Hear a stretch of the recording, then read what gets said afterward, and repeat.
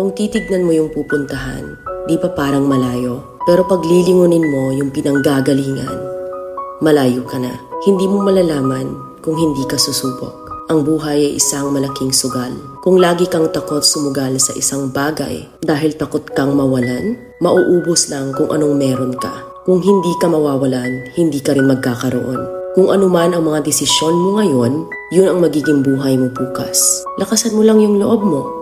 Dahil ang mundong to, aapakan lang ang mga mahihina. Ibangon mo palagi ang sarili mo. Balang araw, magugulat ka na lang na ang layo na pala ng narating mo. Kahit mabagal ang progress, basta may usad at kumikilos ka, okay na yan. Wala tayong magagawa. Ganyan talaga ang proseso ng buhay. Lahat tayo nakakaranas ng hirap. Hindi natin alam kung hanggang kailan tayo dito sa mundo. Kaya mas piliin mo maging mabuting tao. Ang pinakayaman na maituturing natin sa sarili ay